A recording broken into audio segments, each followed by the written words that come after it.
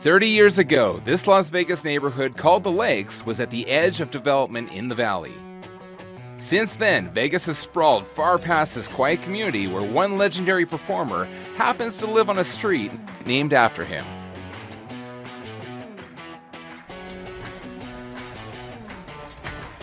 Hey, how are you? JD, Good to see you, JD. can I come in? You can come in. All right.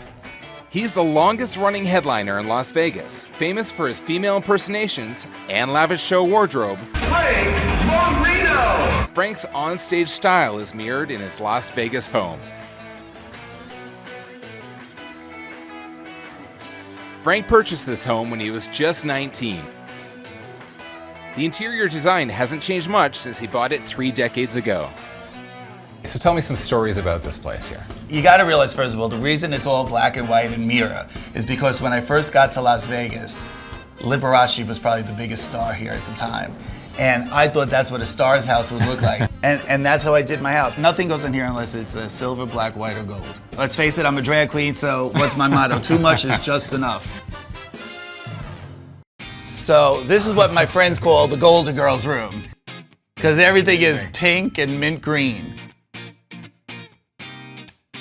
These were the colors, though, when I built it in the early 80s. I have a grandfather clock on top of my television that you would never even know is a grandfather clock because it's on top of my television. Well, and it's mirrored on a mirrored wall. So on a mirrored television from the 1980s. That's hilarious. How many people you know have a pink fan? I don't know any. I Or the know style the fan. first. Isn't it cool, though? Yeah, Don't you think really you're cool. like in the tropics and, does. you know, you're just relaxing? The room we're in is actually my little dog Cherie's room. Hi, Cherie. There's no question. Cherie is the true diva in this house. Cherie, go to bed. Good girl. Let me tell you, she takes after her daddy. Frank's designer makes replica show gowns of his dresses for Cherie. Frank doesn't keep any of his show wardrobe in his home, but his impressive walk-in closet is still quite full. This is my favorite place in the whole house.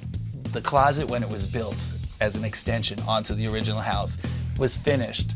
And I called the builder back and said, you have to knock the roof out again and make it even taller because it still wasn't big enough. But what I did, I was very organized. All the shoes on the back wall and the glass, all the shirts are color coordinated in order, sunglasses, hats. It's like a costume shop. That back wall is amazing. And I'm not joking here. I think I might do that in my house. Let me tell you, functional wise, it's great.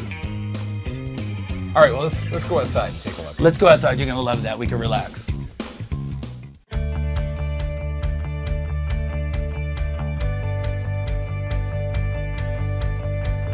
This is the life. I tell you, right? Yeah. This is where I come, usually at the end of my day before I go to work, just to give myself that 15, 20 minutes of calm. Very quiet. There's no children on the block. Well, there's one child on the block. Yeah, there's one child on the block. And now that you're here, there's two. It's funny because even my backyard, it's done like Caesar's Palace, you know? I know, so there's a very Roman feel to it. Very Vegas. The cypress trees made a beautiful wall. These are like my children, the cypress trees. I just want to say that because they're so big and they're so perfect that if one dies, I can't replace it. So I literally have tree doctors come and do exams every year. I pay more for these to get checked up than I do for family members. So you see that big statue over there? Could you imagine what... JD? What, you didn't think I'd try out the pool? Cheers.